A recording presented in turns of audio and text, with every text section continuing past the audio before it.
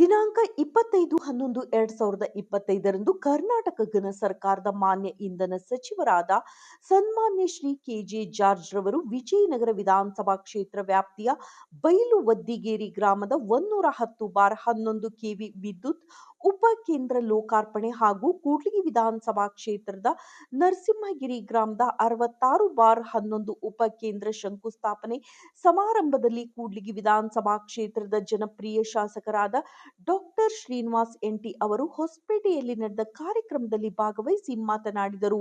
ನನ್ನ ತಂದೆ ಮಾಜಿ ಶಾಸಕರಾದ ದಿವಂಗತ ಎನ್.ಟಿ ಬೊಮ್ಮಣ್ಣನವರು ಬಹುದಿನದ ಕನಸಾದ 66/11 ಕೆವಿ ವಿದ್ಯುತ್ ಉಪಕೇಂದ್ರ ನಿರ್ಮಾಣಕ್ಕೆ ಇಂದು ಶಂಕುಸ್ಥಾಪನೆಗೆ ನಿಮ್ಮ ಮೂಲಕ ನನಸಾಗಿರುವುದು ಹೆಮ್ಮೆ ಎನಿಸುತ್ತದೆ. ಆದ್ದರಿಂದ ರೈತರಿಗೆ ಮತ್ತು ಜನಸಾಮಾನ್ಯರಿಗೆ ವಿದ್ಯುತ್ ಸಮಸ್ಯೆಯಾಗದಂತೆ ಈ ಮೂಲಕ ಭವಿಷ್ಯದ ವಿದ್ಯುತ್ ಬೇಡಿಕೆಗಾಗಿ ನಮ್ಮ ಸರ್ಕಾರ ಮಹತ್ವವಾದ ಹೆಜ್ಜೆಯನ್ನ ಇಟ್ಟಿದೆ. ಪ್ರಸ್ತುತ ವಿದ್ಯಮಾನಗಳಲ್ಲಿ ವಾಣಿಜ್ಯ, ಕೃಷಿ, ಗೃಹ ಬಳಕೆ, ರೈತರ ಆರ್ಥಿಕ ಪ್ರಗತಿಗೆ ವಿದ್ಯುತ್ ಅನಿವಾರ್ಯವಾಗಿದೆ.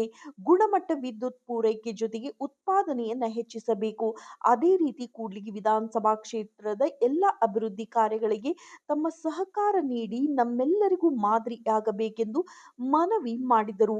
ಈ ಸಂದರ್ಭದಲ್ಲಿ ಬಳ್ಳಾರಿ ಮಾನ್ಯ ಲೋಕಸಭಾ ಸದಸ್ಯರಾದ ಶ್ರೀ ಇ. ತುಕಾರಾಂ ರವರು, ವಿಜಯನಗರ ವಿಧಾನಸಭಾ ಕ್ಷೇತ್ರದ ಮಾನ್ಯ ಶಾಸಕರಾದ ಶ್ರೀ ಎಚ್. ಆರ್. ಗವಿಯಪ್ಪರವರು, ಹರಪನಹಳ್ಳಿ ಮಾನ್ಯ ಶಾಸಕರಾದ ಶ್ರೀಮತಿ ಲತಾ ಮಲ್ಲಿಕಾರ್ಜುನ್ ರವರು, ಶ್ರೀ ಪಂಕಜ್ ಕುಮಾರ್ ಪಾಂಡೆ ಮಾನ್ಯ ವ್ಯವಸ್ಥಾಪಕ ನಿರ್ದೇಶಕರು ಕ.ವಿ.ಪ್ರ.ನಿ. ಬೆಂಗಳೂರು, ವಿಜಯನಗರ ಜಿಲ್ಲಾಧಿಕಾರಿಗಳಾದ ಶ್ರೀಮತಿ ಕವಿತಾ ಮನ್ನಿಕೇರಿ ಸೇರಿದಂತೆ ಜಿಲ್ಲಾ ಮಟ್ಟದ ಅಧಿಕಾರಿಗಳು ಮತ್ತು ಪ್ರಮುಖ ಜನಪ್ರತಿನಿಧಿಗಳು ಹಾಗೂ ಉಪಸ್ಥಿತರಿದ್ದರು.